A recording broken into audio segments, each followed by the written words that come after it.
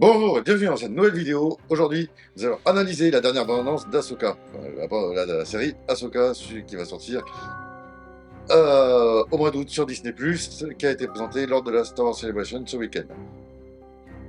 Alors d'abord, on peut voir clairement que c'est une suite de Star Wars Rebels. Ensuite, les premiers plans montrent qu'ils ont clairement utilisé le volume. Il y a certains CGI, ils font beaucoup trop lisse, il manque des textures, ce qui est assez dommage.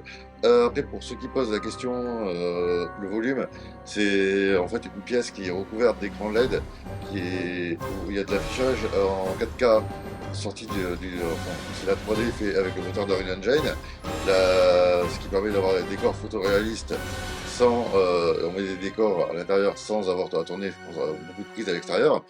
Et la caméra est équipée d'un gyroscope pour que l'écran suive,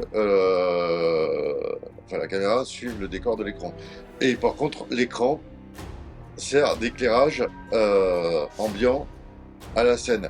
Par contre, ce qui est dommage, c'est que c'est déjà affranchi un peu de cette technologie dans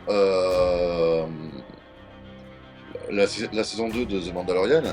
Et que par exemple dans Andorre, ils n'utilisaient absolument plus le volume. Donc la série s'ouvre sur Ahsoka enfin, dans un plan en CGI assez moche, qui dit quelque chose approche. Là on pense évidemment à Thrawn. Ensuite on a un plan sur Sabine Wray, qui sera de retour, et un plan sur un nouveau méchant qui, vu que les sites n'existent plus à cette période-là, au début de la Nouvelle République, qui, à mon avis, est un Jedi noir.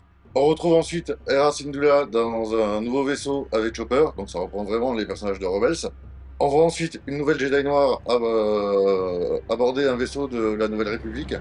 On a ensuite un plan d'Ahsoka qui retrouve Sabine Wray. Ça s'enchaîne avec la sortie en hyperespace de croiseurs qu'on pense être des croiseurs de la Nouvelle République, vu qu'à l'intérieur on voit une holoprojection de sénateurs dans Mothma, qui est chancelière suprême de la Nouvelle République à cette période. Nous voyons ensuite un plan de Thrawn de dos et Ahsoka parle de lui comme héritier de l'Empire, ce qui fait référence à la trilogie de Timothy Zahn. Un affrontement entre le nouveau Jedi Noir, qui serait le principal antagoniste de cette histoire, et Ahsoka dans le monde entre les mondes, qu'on a vu et revu dans Rebels. Puis la nouvelle Jedi Noire sur un vaisseau, et après un plan avec le méchant qui aborde un vaisseau de Nouvelle République, et le plan fait carrément penser au plan où on voit Dark Vador, l'abordage de Dark Vador dans Rogue One. Dernier plan intéressant, c'est Ahsoka qui affronte un inquisiteur sur une planète qui semble être Corellia. Hayden Christensen est confirmé dans la série, mais ce sera des flashbacks de la guerre des clones. Donc on le verra en tant qu'Anakin Skywalker et pas en tant que Dark Vador. Les autres annonces de la Star Wars Celebration sont la série Star Wars Acolyte qui est prévue pour 2024, qui se passera à peu près 120 ans avant la menace fantôme, qui racontera l'histoire d'un assassin à l'intérieur de l'ordre Jedi pendant la période de la Haute République, là où les Jedi sont à leur plus haut niveau. On devrait également voir Yoda dans cette série. L'autre série annoncée, c'est Skeleton Crew, qui se passera. Ouais, c'est une série d'Efloni, donc ça se passera dans la même timeline que The Mandalorian, The Book of Boba Fett et Ahsoka. Ce serait une série avec Jude Law qui devrait jouer un Jedi et guider un groupe d'enfants. Ce serait une série un peu à la Stranger Things. Côté annonce de film, donc on aura un film, enfin d'abord un premier film réalisé par Dave Filoni qui représentera la conclusion de toutes ces séries, donc The Mandalorian, Ahsoka, Boba Fett, et Skeleton Crew. Donc ce serait une série qui verrait la fin de la guerre entre la Nouvelle République et les vestiges de l'Empire. Enfin, ce serait un film qui verrait la fin de la guerre entre la Nouvelle République et les vestiges de l'Empire. Un deuxième film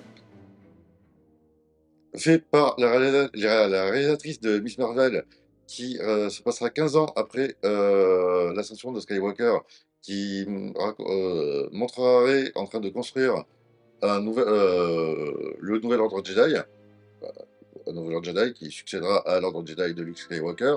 Et enfin, un dernier film fait par James Mangold, réalisateur de Logan et du prochain Indiana Jones, Indiana Jones 5, qui lui parlera de la découverte de la Force et de la création de l'Ordre Jedi et du Prime Jedi, dont on voit la structure dans le Temple Jedi sur Acto dans les derniers Jedi.